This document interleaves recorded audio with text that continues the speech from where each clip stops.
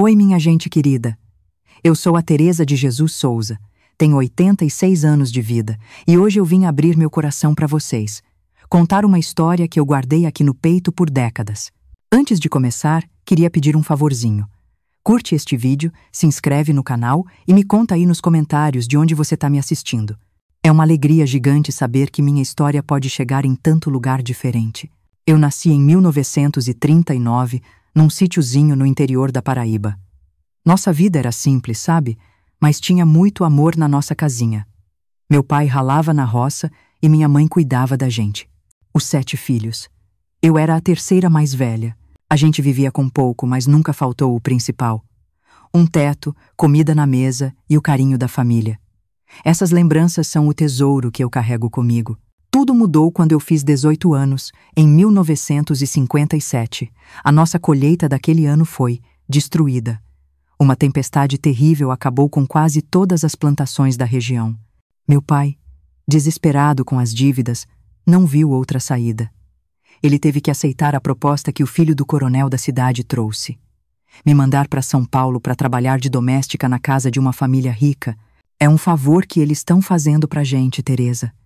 Meu pai dizia, com os olhos baixos, evitando me encarar. Vão te pagar bem. Vai ter comida, roupa e um teto. É mais do que a gente pode te oferecer agora, minha filha. Eu não tive escolha. Com uma trouxinha de roupa e o coração apertado, me despedi da minha família numa manhã de junho. O filho do coronel me levou na carroceria de um caminhão, junto com sacos de feijão. Foram quase 5 horas de viagem. O sol queimando minha pele e a poeira entrando nos meus olhos. Eu chorava baixinho, com medo do que eu ia encontrar, mas também com uma pontinha de esperança de poder ajudar minha família. Quando finalmente chegamos em São Paulo, meus olhos se arregalaram. Aqueles prédios altos, as ruas com asfalto, os carros. Nossa! Eu nunca tinha visto nada igual. A casa dos meus futuros patrões era imponente. Um casarão de 2 andares com umas colunas na entrada, sabe? E um jardim que parecia de filme, todo perfeitinho. Parecia um sonho. Mas a realidade não demorou a dar as caras. Fui recebida pela dona da casa, a dona Marlene. Uma mulher alta, magra, com o rosto sempre fechado, como se estivesse com nojo de alguma coisa.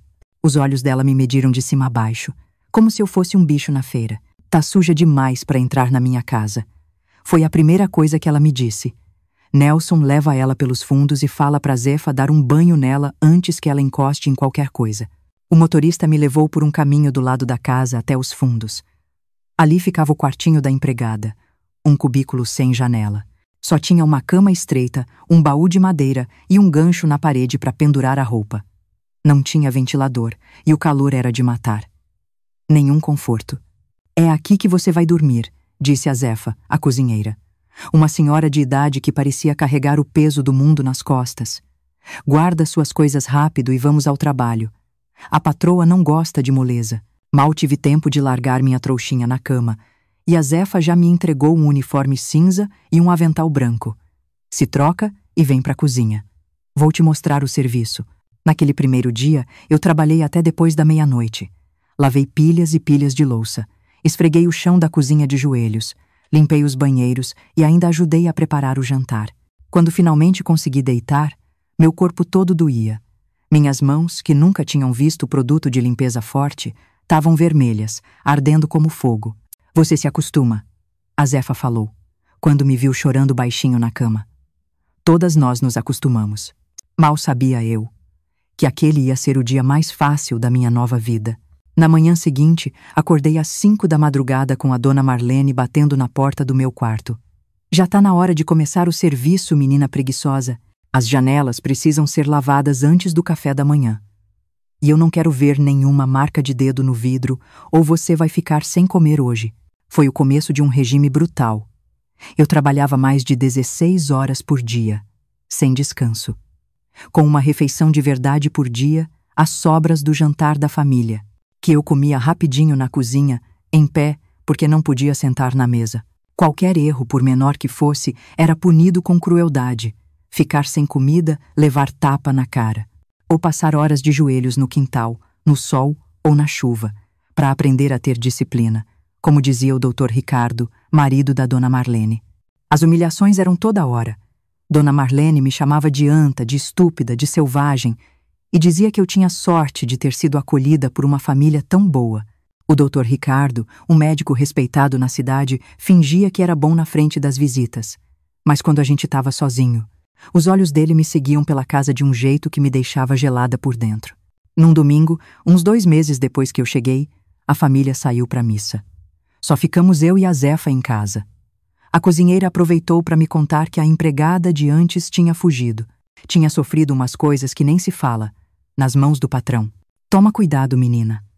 Ela sussurrou, olhando nervosa para a porta.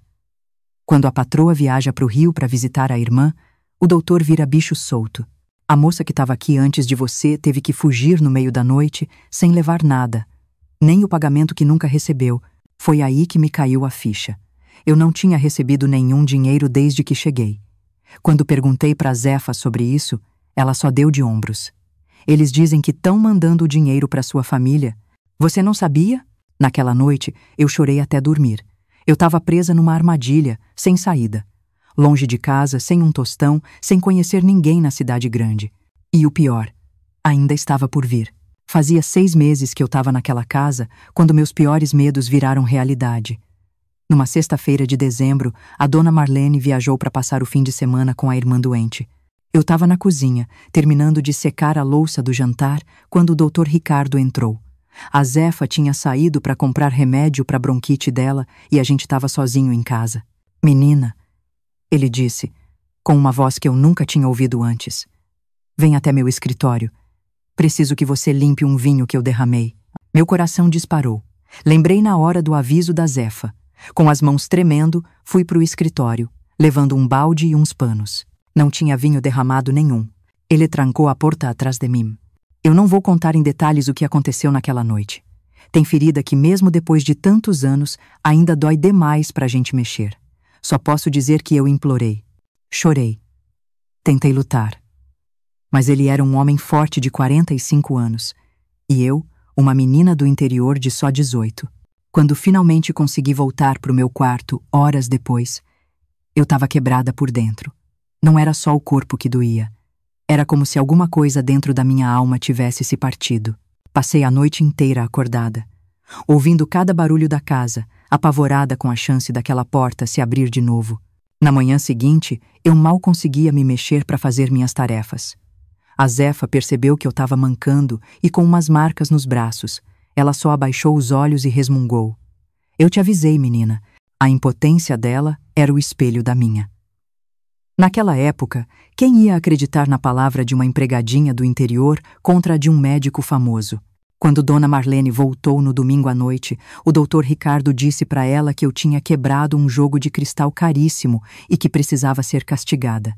Minha patroa, sem nem ver se era verdade, me trancou no quartinho de ferramentas embaixo da escada por 2 dias, com só um copo de água e um pedaço de pão por dia. No escuro, no meio dos baldes e vassouras, eu pensei muitas vezes em acabar com a minha própria vida. Foi ali, no fundo daquele poço escuro, que eu tomei uma decisão. Eu precisava sobreviver. Não só existir, mas viver o suficiente para um dia contar essa história. E quem sabe, evitar que outras meninas passassem pelo mesmo. Comecei a guardar na minha cabeça cada detalhe, cada palavra, cada dor, não como vítima, mas como testemunha. As semanas seguintes foram um pesadelo sem fim. O Dr. Ricardo sempre arrumava uma desculpa para me chamar quando a gente estava sozinho. E cada vez que isso acontecia, um pedaço da menina que eu fui morria. Tentei contar para Zefa o que estava acontecendo, na esperança de que ela pudesse me ajudar. Mas eu percebi que ela também era uma vítima, do jeito dela. Uma vez, encontrei ela chorando na despensa. Por que você ainda está aqui? Eu perguntei. Não tenho para onde ir. A Zefa respondeu, com os olhos vazios. Trabalhei aqui a vida toda. Não conheço outro mundo. E você, menina, também não tem para onde ir, tem? Ela estava certa. Ou pelo menos eu achava que estava. Minha família dependia do dinheiro que supostamente eu mandava para casa. Eu não tinha como voltar para o sítio sem um tostão, nem como sobreviver sozinha na cidade grande, sem estudo, sem ninguém, sem referência. Eu estava encurralada. Lá, pelo 8º mês naquela casa, minhas mãos já não eram mais macias. Estavam grossas, cheias de calos e cicatrizes pequenas, dos cortes de faca, dos produtos de limpeza, dos esfregões. Que ironia, né?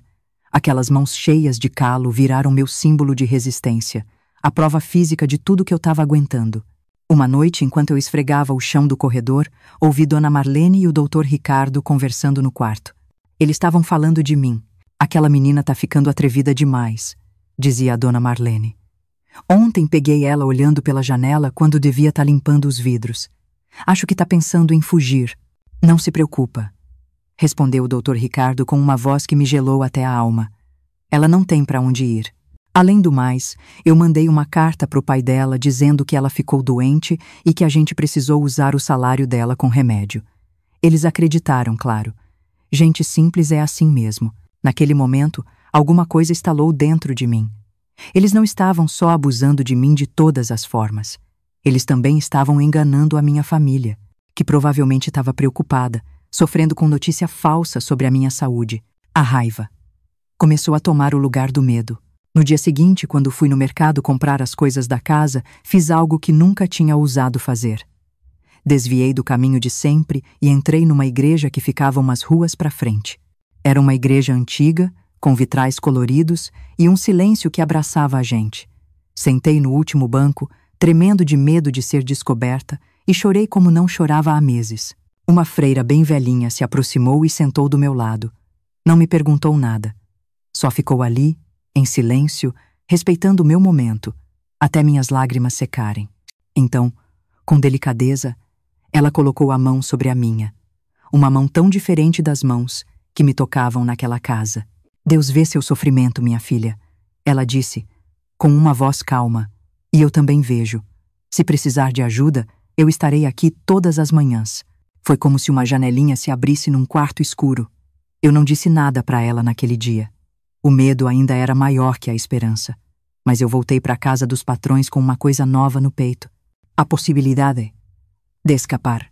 Nas semanas seguintes, sempre que eu ia no mercado, eu dava um jeitinho de passar rápido na igreja. Às vezes, a freira estava lá. Outras vezes, não. A gente nunca conversava muito. Eu não tinha tempo para conversa longa sem levantar suspeita. Mas cada visitinha daquela me dava força para aguentar mais um dia. E mais um. Foi numa dessas visitas corridas que eu conheci a irmã Lúcia, uma freira mais jovem que cuidava de um pequeno orfanato da igreja. Quando ela soube da minha situação, me fez uma proposta que ia mudar minha vida para sempre. Temos uma vaga para ajudante na cozinha do orfanato. A irmã Lúcia sussurrou enquanto eu estava ajoelhada no confessionário, fingindo rezar para ninguém desconfiar. O salário é pouco, mas a gente oferece cama, comida e proteção. Se você decidir vir, estaremos de portas abertas. Aquelas palavras plantaram uma sementinha de coragem que cresceu devagarzinho dentro de mim. Nas 2 semanas seguintes, eu planejei cada detalhe da minha fuga, sabendo que eu só teria uma chance. Comecei a esconder coisinhas que podiam ser úteis. Um pedaço de pão duro, uma faca de cozinha velha que ninguém usava mais, uma caixa de fósforos. E o mais importante, eu descobri onde a Dona Marlene guardava o dinheiro das compras da semana. Não me orgulho de dizer que planejei roubar. Mas naquela situação, eu não via como sobreviver sem algum trocado. Para mim, não era um roubo de verdade. Era só uma parte mínima do que eles me deviam por meses de trabalho sem pagamento, pelos abusos, pela dignidade que me tiraram. O destino me ajudou quando eu soube que os patrões iam viajar. Iam para o batizado do filho de um primo importante em outra cidade. Sairiam numa sexta-feira e só voltariam na segunda. A Zefa ia ficar em casa com a bronquite dela, provavelmente dormindo por causa dos remédios fortes que tomava. Na noite antes da viagem, a Dona Marlene me chamou no quarto dela para passar as ordens, como sempre fazia. Quero que você limpe todos os armários da despensa, ela mandou, enquanto arrumava as joias que ia levar. Tá tudo imundo, cheio de traça, e eu não quero ver nenhuma teia de aranha quando eu voltar. Ouviu bem? Da última vez você deixou teias nos cantos. Sim, senhora. Respondi de cabeça baixa, escondendo a tempestade que estava dentro de mim. Seria a última vez que eu ouviria as ordens dela.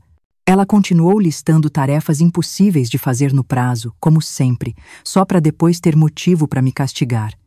Enquanto ela falava, eu percebi uma coisa que nunca tinha reparado antes. A Dona Marlene não era aquela figura poderosa e assustadora que eu sempre vi.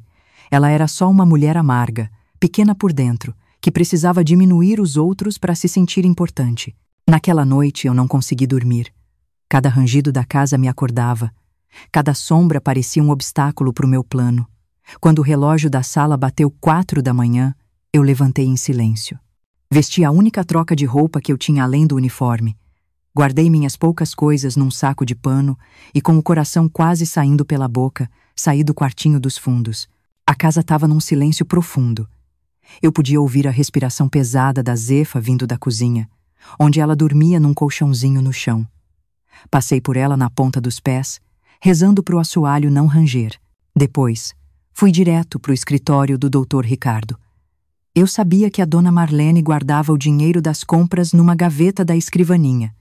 Com as mãos tremendo, abri a gaveta o mais devagar possível. O envelope estava lá, com o que parecia ser uns 2 meses do meu suposto salário. Eu hesitei por um segundo. Pegar aquele dinheiro significava cruzar uma linha.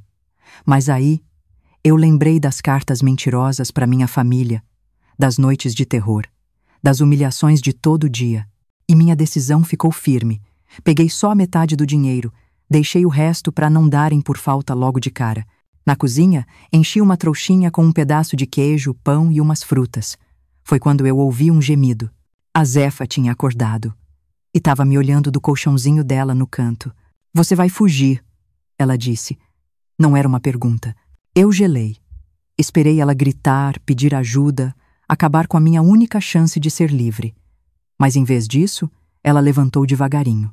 Foi até um pote de farinha na prateleira e tirou de lá um embrulhinho de papel. "Meu pagamento da semana passada", ela disse, me estendendo umas notas amassadas.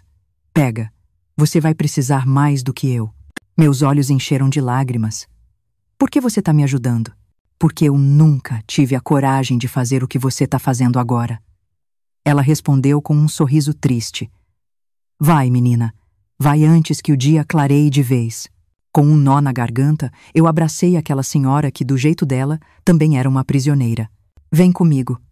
Eu sussurrei. Ela balançou a cabeça. "Tô velha demais para recomeçar, mas você não. Você ainda tem uma vida inteira pela frente." Eu saí pela porta dos fundos quando os primeiros raios de sol começavam a pintar o céu. O ar fresco da manhã. O canto dos passarinhos. O mundo se abrindo na minha frente. Foi como nascer de novo. Andei rápido, sem olhar para trás, pegando ruas aleatórias para ficar mais difícil de me acharem. Por volta das 7 da manhã, cheguei na igreja. As portas estavam abertas para a missa da manhã. Entrei e sentei no último banco.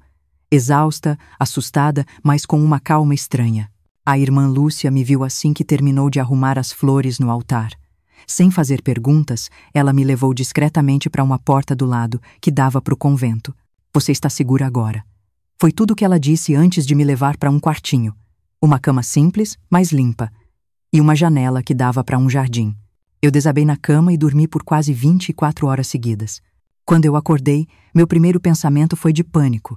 Achei que tinha sonhado com a fuga e ainda estava na casa dos meus torturadores. Mas aí eu vi a cruzinha na parede. Senti o lençol limpo e macio. Ouvi vozes de crianças brincando longe e soube que era real. Eu tinha escapado. Nos dias seguintes, comecei a trabalhar na cozinha do orfanato, como prometido. Era um trabalho duro, viu? Cozinhar para dezenas de crianças com pouco recurso não era fácil, mas era completamente diferente da escravidão que eu vivi. Aqui, eu era tratada com respeito. Podia sentar para comer, tinha hora para descansar, e ninguém nunca levantou a voz ou a mão para mim. 2 semanas depois da minha fuga, a irmã Lúcia me chamou no escritório dela. O rosto dela estava sério. "Teresa, preciso te contar uma coisa. O Dr. Ricardo esteve aqui hoje cedo, quando você estava na despensa. Ele está procurando por você. Diz que você roubou dinheiro e joias da família." Meu sangue gelou. "Eu só peguei metade do dinheiro da compra, irmã. Era menos do que me deviam por meses de trabalho. Eu juro que não encostei em nenhuma joia." Ela balançou a cabeça. "Eu acredito em você. Mas ele tem muita influência na cidade. Trouxe até um policial com ele." "E agora?" perguntei, já me imaginando sendo arrastada de volta para aquele inferno. "Agora, você precisa sair da cidade." Ela respondeu, me entregando um envelope. "Nós temos uma casa de irmãs em Campinas. Elas estão te esperando. Aqui tem dinheiro para passagem e uma carta de apresentação. Mas E minha família? Eles não sabem de nada. Acham que eu tô doente. Vamos dar um jeito de avisar seus pais quando você estiver segura. Por enquanto, o importante é você desaparecer daqui. Naquela mesma noite, com o coração pesado, mas decidida, eu embarquei num ônibus para Campinas. A viagem durou quase 10 horas. Pela janela, eu vi a cidade que tinha sido minha prisão ficar para trás. As luzes diminuindo, até virarem pontinhos distantes e finalmente sumirem na escuridão. Cheguei em Campinas na manhã seguinte, cansada, assustada, mas livre. O convento das irmãs ficava no alto de um morro, um prédio simples de pedra que parecia vigiar a cidade. Fui recebida pela irmã Fátima, uma senhora cheia de energia e com olhos bondosos. Ela me mostrou onde eu ia ficar. Um quarto pequeno, mas só meu, com uma janela que dava para um pomar de laranjeiras. Tá com fome, minha filha? Ela perguntou. Percebi que não comia há quase um dia inteiro. Sim, irmã. Então vamos para a cozinha. E depois, se quiser, pode descansar. O trabalho começa amanhã, mas hoje você só precisa recuperar suas forças. Na cozinha, eu sentei numa mesa com outras 3 moças que também moravam e trabalhavam no convento. Elas me olharam com curiosidade, mas sem maldade. Uma delas, a Cida, sorriu e me passou a cesta de pão. Seja bem-vinda. Ela disse, bem simples. Aquele gesto, tão simples e ao mesmo tempo tão cheio de significado, fez meus olhos encherem de lágrima. Eu não conseguia lembrar a última vez que alguém, além das irmãs, tinha me tratado com gentileza de verdade. Depois do café, a irmã Fátima me levou para o quintal, onde várias mulheres trabalhavam em uns tanques grandes de cimento. Era uma lavanderia. O convento se sustentava lavando e passando roupa para famílias ricas da cidade. Este será seu trabalho, se você concordar, explicou a irmã. É puxado. Suas mãos vão sofrer ainda mais no começo. Mas é honesto. E ninguém aqui vai te fazer mal. Eu olhei para as minhas mãos, já cheias de calos, marcadas por cicatrizes pequenas e grandes. Não tenho medo de trabalho duro, irmã. Nunca tive. No convento de Campinas, eu encontrei mais que um abrigo. Eu encontrei um lugar onde eu podia reconstruir quem eu era. As primeiras semanas foram de adaptação. Eu acordava no susto durante a noite, achando que ainda estava naquele quartinho dos fundos, esperando ouvir os passos do Dr. Ricardo no corredor. Demorou muitos meses até os pesadelos diminuírem. Meu trabalho na lavanderia era exaustivo, mas tinha dignidade. Minhas mãos, já acostumadas ao sofrimento, mergulhavam na água quente com sabão para lavar lençóis, toalhas e roupas finas das madames. A diferença é que agora eu recebia um saláriozinho. Tinha hora para começar e para terminar. Podia descansar nos domingos e o principal era tratada como gente. As outras mulheres que trabalhavam comigo tinham histórias parecidas com a minha. Tinham fugido de abuso, sido abandonadas pela família, eram viúvas sem ter para onde ir. Aos poucos, a gente formou uma pequena comunidade de sobreviventes. Nas horas de folga, a gente dividia as experiências, as dores e, o que é mais incrível, muitas risadas. Pela primeira vez desde que saí da casa dos meus pais, eu senti que pertencia a algum lugar. Depois de 6 meses no convento, a irmã Fátima me chamou para uma conversa. Sentada na sala simples dela, me entregou um envelope. Conseguimos falar com sua família, Teresa. Aqui tem uma carta da sua mãe. Com as mãos tremendo, eu abri o envelope. A letra torta da minha mãe, que mal sabia escrever, me fez chorar. Ela contava que só tinham recebido uma carta minha, aquela falsa do Dr. Ricardo, dizendo que eu estava doente. Depois, mais nada. Eles ficaram desesperados, mas sem dinheiro para viajar até São Paulo. Quando receberam a carta da irmã Lúcia, explicando a verdade, meu pai quis ir atrás do Dr. Ricardo para fazer justiça com as próprias mãos. Mas meus irmãos mais velhos não deixaram, com medo que ele acabasse preso. No fim da carta, minha mãe implorava para eu voltar para casa. Dizia que sentiam minha falta todo dia e que não importava o que tinha acontecido comigo, eu sempre seria a filha amada deles. Eu chorei por horas depois de ler aquilo. Uma parte de mim queria correr de volta para o abraço da minha mãe, voltar para a segurança do meu mundinho lá no interior. Mas outra parte, uma parte que tinha nascido naqueles meses de terror e depois de liberdade, sabia que não podia simplesmente voltar. Eu não era mais a mesma Teresa que saiu daquela roça aos 18 anos.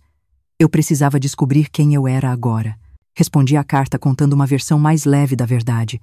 Prometi que ia visitá-los assim que juntasse dinheiro para a viagem. Pedi que entendessem minha decisão de ficar e construir uma vida para mim. Em 1959, depois de quase 2 anos trabalhando na lavanderia do convento, aconteceu uma coisa que mudou de novo o rumo da minha vida. Uma das clientes fixas, a dona Elsa, dona de um pequeno pensionato de moças, ficou impressionada com o jeito que eu lavava e passava os lençóis de linho, que eram bem delicados. "Você tem mãos de ouro, menina", ela comentou um dia, enquanto eu entregava a encomenda da semana. "Nunca vi ninguém tirar mancha difícil tão bem, nem deixar o linho tão perfeito." Acostumada a esconder meus talentos para não dar inveja ou ser explorada, eu só resmunguei um obrigada. Mas a dona Elsa insistiu. "Estou precisando de alguém para cuidar da lavanderia do meu pensionato. As moças que moram lá precisam de roupa bem lavada e eu ando muito insatisfeita com o serviço de agora. Você não teria interesse? Eu pago melhor que o convento e te dou um quartinho nos fundos com entrada só sua." Eu fiquei sem palavras. A proposta era boa demais. Um salário melhor, mais independência. Mas também significava deixar a segurança do convento, o único lugar onde eu me senti protegida depois de tudo que eu passei. Levei a proposta para a irmã Fátima, esperando que ela ficasse chateada ou tentasse me fazer ficar. Para minha surpresa, ela sorriu. "É uma oportunidade excelente, Teresa. A dona Elsa é uma boa pessoa. Eu conheço ela há anos e você já está pronta para voar com suas próprias asas."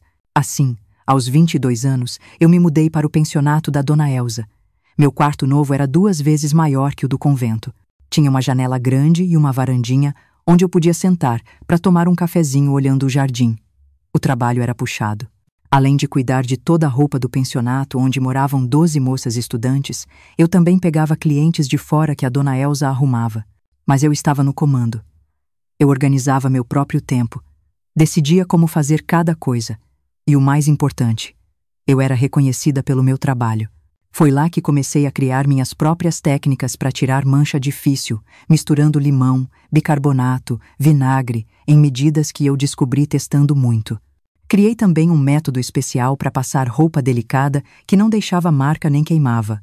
Logo, a lavanderia do pensionato começou a ficar famosa. E clientes de outros bairros começaram a procurar a gente. Em 1961, com o dinheirinho que consegui guardar e um pequeno empréstimo que a dona Elsa, muito generosa, me ofereceu, eu finalmente pude visitar minha família. A viagem de volta para o sítio onde eu nasci foi uma mistura de alegria e tristeza. O reencontro com meus pais e irmãos foi emocionante. Minha mãe chorou horas me abraçando, como se tivesse medo que eu sumisse de novo. Meu pai, um homem de poucas palavras, simplesmente segurou minhas mãos cheias de calo entre as dele, que também eram marcadas pelo trabalho duro, e sussurrou: "Me perdoa por ter te mandado para longe." Passei 2 semanas com eles, contando versões mais leves da minha história, falando mais do convento e da dona Elsa, deixando de fora os horrores que vivi na casa do Dr. Ricardo. Soube que a colheita nos últimos anos tinha sido boa e que meus irmãos mais velhos tinham conseguido comprar mais um pedaço de terra. A vida deles tinha melhorado, mesmo sem o dinheiro que o Dr. Ricardo prometeu mandar. Antes de ir embora, deixei com eles quase todo o dinheiro que eu tinha guardado. Meu pai tentou não aceitar, mas eu insisti. "É meu presente para vocês, para compensar o tempo que eu fiquei longe." De volta a Campinas, com o coração mais leve por ter reencontrado minha família, me dediquei ainda mais ao trabalho.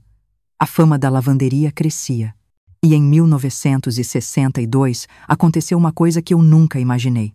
Dona Elsa me chamou para uma conversa. "Teresa, estou ficando velha e cansada. Minhas filhas não têm interesse em continuar com o pensionato. As 2 casaram com homens de São Paulo e querem que eu me mude para lá também. Estou pensando em vender este lugar. Mas antes, queria te fazer uma proposta." Meu coração acelerou, com medo de outra grande mudança na minha vida. "A lavanderia já é praticamente sua. Você transformou ela, fez ela crescer. Estou disposta a vender para você, separado do pensionato. A gente pode combinar um valor que você consiga pagar aos poucos." Eu fiquei sem ar. Eu, dona do meu próprio negócio? A menina que chegou na cidade sem nada, que foi tratada pior que bicho, agora tinha a chance de virar empresária? "Eu não tenho dinheiro suficiente, dona Elsa." Confessei. "Mas você tem conhecimento, dedicação e a melhor fama da cidade quando o assunto é cuidar de roupa fina. O dinheiro vai vir com o tempo." Pense nisso como um investimento que eu faço em você. Eu aceitei a proposta, claro. Aos 25 anos, me tornei dona da lavanderia Mãos de Ouro, nome que a dona Elza sugeriu, lembrando do primeiro elogio que me fez. O começo foi difícil. Tive que alugar um lugarzinho em outro bairro, comprar umas máquinas usadas e trabalhar praticamente sozinha por meses. Mas os clientes me seguiram. Comecei a receber encomenda de noivas, de famílias ricas que tinham toalhas de mesa de geração, de hotéis que precisavam de um serviço impecável. Aos poucos, pude contratar ajudantes. Sempre mulheres em situações difíceis, como eu estive um dia. Meu primeiro critério para contratar não era a experiência, mas a história de vida. Se eu via nos olhos de uma mulher aquele mesmo desespero que eu conhecia tão bem, eu oferecia uma chance. Eu ensinava com paciência os segredos que eu criei. Tratava cada uma com o respeito que me negaram por tanto tempo e pagava salários justos. Em 1965, minha pequena lavanderia já tinha 5 funcionárias fixas e uma clientela fiel. Naquele ano, recebi uma proposta para cuidar de todas as roupas do grande hotel da cidade, que tinha acabado de inaugurar. Um lugar de luxo que recebia políticos e empresários importantes. Era um contrato que ia mudar meu negócio de patamar. Eu lembro do dia em que assinei aquele contrato como se fosse ontem. Sentada numa poltrona de couro no escritório do gerente do hotel, usando um vestido simples, mas elegante, que eu comprei para a ocasião. Eu segurei a caneta com minhas mãos, ainda com calos, ainda marcadas, mas agora poderosas. Assinei: Teresa de Jesus Souza, proprietária. E por um momento eu me vi de novo como aquela menina de 18 anos. Apavorada. Sem esperança. Nossa! Quanta estrada percorrida desde então, quantas lágrimas, quantas noites sem dormir, quantos medos enfrentados, mas também quanto aprendizado, quanta força descoberta, quanta vida reconquistada. Naquela noite, sozinha no apartamentozinho que eu tinha comprado em cima da lavanderia, olhei para as minhas mãos na luz do abajur. Cada calo, cada cicatriz, contava uma história. De dor, sim, mas também de persistência. Aquelas mãos que foram forçadas a esfregar chão até sangrar, agora assinavam contratos, empregavam outras mulheres, construíam um futuro. As mãos calejadas, que um dia foram o símbolo da minha opressão, tinham se transformado no instrumento da minha libertação. Em 1970, minha lavanderia Mãos de Ouro já não era mais só um negócio pequeno. A gente tinha se mudado para um galpão maior, com máquinas modernas, importadas e 15 funcionárias. Todas mulheres com histórias de dificuldade, parecidas com a que eu vivi. Aos 31 anos, eu tinha me tornado uma empresária respeitada em Campinas, embora eu sempre levasse uma vida discreta e simples. Naquele ano, recebi uma notícia que fez minhas pernas tremerem. Uma cliente antiga do convento, que agora usava os serviços da minha lavanderia, comentou sem querer que estava hospedando um casal de médicos de São Paulo para um congresso. O Dr. Ricardo e a Dona Marlene, ela disse, sem saber o terror que esses nomes me causavam. Gente fina, não acha? Ele vai dar uma palestra importante no congresso. Dizem que é um dos médicos mais respeitados da capital. 13 anos. 13 anos tinham se passado desde a minha fuga. 13 anos construindo uma vida nova, tentando enterrar as lembranças daquele tempo. E agora, os fantasmas do meu passado estavam a poucos quilômetros de distância. Passei a noite em claro, atormentada com a ideia de cruzar com eles na rua, de ser reconhecida, de ter tudo o que eu construí ameaçado. Na manhã seguinte, tomei uma decisão que surpreendeu até a mim mesma. Eu queria vê-los, não para brigar ou para me vingar, mas para me libertar de uma vez por todas do medo que eu ainda carregava. Descobri, com uma funcionária do hotel, que o Dr. Ricardo ia dar a palestra dele naquela tarde no auditório da Faculdade de Medicina. Eu me vesti com cuidado.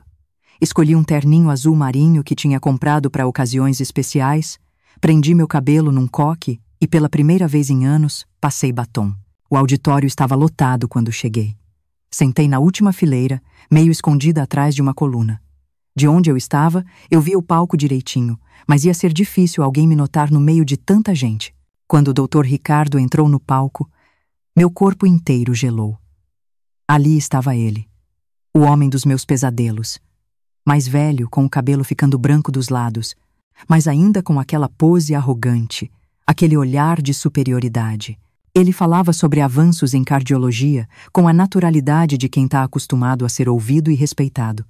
Eu observei cada gesto, cada expressão, e uma coisa começou a ficar clara na minha cabeça. Ele não era mais um monstro todo-poderoso para mim. Era só um homem.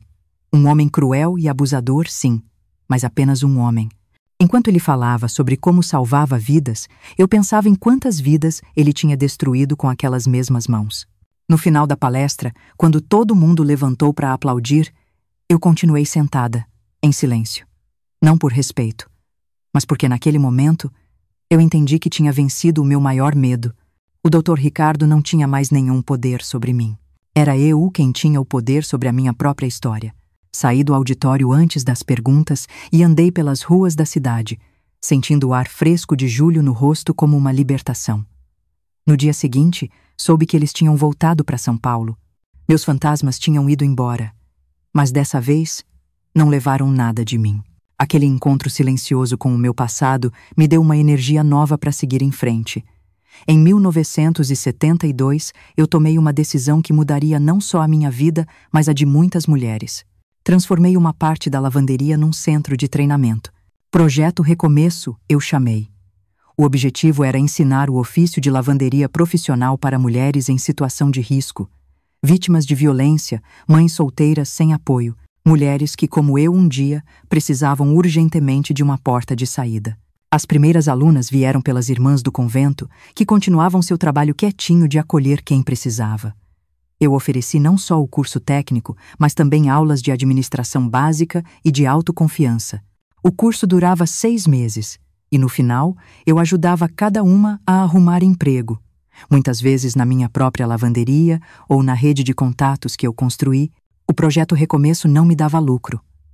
Na verdade, exigia investimento o tempo todo, mas a recompensa vinha de outro jeito. Era ver olhos que antes eram apagados pelo medo ganharem brilho de novo. Ver mulheres que chegavam de cabeça baixa saírem de cabeça erguida, orgulhosas de poderem se sustentar. Em 1975, recebi um convite inesperado. A Associação Comercial da cidade queria me dar o prêmio de empreendedora do ano pelo trabalho social do projeto Recomeço. Meu primeiro impulso foi dizer não. Eu sempre preferi ficar quieta no meu canto. Mas a irmã Fátima, que continuava sendo minha conselheira e amiga, me convenceu a aceitar. Sua história pode inspirar outras pessoas, Teresa. Não só as mulheres em situação difícil, mas também outros empresários que podem seguir seu exemplo. Na noite da premiação, eu vesti meu melhor vestido, coloquei meu único par de brincos de pérola, um presente da Dona Elza, e subi no palco do salão nobre da associação com o coração na boca. Na frente de mais de 200 pessoas, incluindo os maiores empresários da região, eu contei uma versão mais simples da minha jornada. Falei da menina do interior que chegou sem nada, das dificuldades, do apoio das irmãs, da oportunidade que a Dona Elza me deu. Não falei dos abusos, mas deixei claro que eu conhecia na pele o que era estar numa situação de vulnerabilidade. Minhas mãos calejadas são meu maior patrimônio, eu disse, mostrando elas sem vergonha nenhuma para a plateia chique. Cada marca é uma lição aprendida. Cada cicatriz é uma batalha vencida. E agora, essas mesmas mãos que um dia só sabiam servir, estão estendidas para ajudar outras mulheres a se levantarem. No final do discurso, todo mundo levantou e aplaudiu de um jeito que me deixou sem palavras. Muita gente veio falar comigo depois, inclusive umas esposas de empresários que se ofereceram para ajudar o projeto Recomeço. Aquela noite marcou o começo de uma nova fase. O projeto Recomeço ganhou visibilidade, apoios importantes e conseguiu ajudar muito mais gente. Em 1978, a gente já tinha formado mais de 100 mulheres. Naquele mesmo ano, tive uma surpresa que eu nunca esperava. Chegou uma carta no meu escritório com o selo de um advogado de São Paulo. Meu primeiro pensamento foi: pronto, o Dr. Ricardo me achou e está me processando pelo dinheiro. Com as mãos tremendo, eu abri o envelope. Para minha surpresa, a carta era da Zefa, a cozinheira daquela casa. Ela tinha me achado por causa das notícias do prêmio que chegaram lá em São Paulo. Na carta, a Zefa contava que o Dr. Ricardo tinha morrido de um ataque do coração 2 anos antes. E que a dona Marlene, sem o marido e cada vez mais amarga, tinha mandado ela embora sem pagar nada, depois de 30 anos de serviço. Lembrei de você, menina. A Zefa escreveu com a letra trêmula. Da sua coragem de fugir quando eu nunca tive essa força. Agora tô velha, doente e sem ter para onde ir. Pensei que talvez você pudesse me ajudar, como tem ajudado tantas outras mulheres. Eu não pensei duas vezes. Mandei na hora dinheiro para passagem e para ela ficar um mês numa pensão decente. Quando a Zefa chegou em Campinas 2 semanas depois, eu tomei um susto com a aparência dela. Tava magra, abatida, parecendo ter muito mais que 70 anos. Você veio mesmo me buscar? Ela disse na rodoviária, com os olhos cheios de água. Depois de tudo que eu não fiz por você, você me deu seu dinheiro naquela noite. Eu respondi, abraçando ela. Foi o suficiente. A Zefa passou a morar num apartamentozinho que eu mantinha em cima da lavanderia para emergências. Quando a saúde dela melhorou um pouco, ela insistiu em ajudar com coisinhas leves. Dobrar guardanapo, separar roupa por cor, ensinar umas receitas caseiras de produto de limpeza para as alunas do projeto Recomeço. A presença dela era um lembrete constante da minha própria jornada e dos diferentes caminhos que a vida pode tomar. Nos anos 80, com a lavanderia bombando e o projeto Recomeço funcionando a todo vapor, comecei a pensar em crescer. Não só o negócio, mas o impacto na vida das pessoas. Muitas mulheres que a gente ajudava tinham filhos pequenos, o que dificultava para elas fazerem os cursos. Decidi, então, criar uma pequena creche dentro da lavanderia. Cantinho da Esperança foi o nome que uma das alunas escolheu. Contratei 2 professoras e montei uma sala colorida e gostosa onde as crianças podiam ficar enquanto as mães aprendiam ou trabalhavam. Era mais um investimento que não dava retorno em dinheiro, mas que multiplicava as chances de transformar vidas. Em 1985, quando fiz 46 anos, olhei para trás e vi o tanto de coisa que eu tinha conquistado a partir daquelas mãos calejadas. A lavanderia, o centro de treinamento, a creche, cada pedacinho construído com muito trabalho, muita persistência e a certeza de que nenhuma dor podia ser em vão.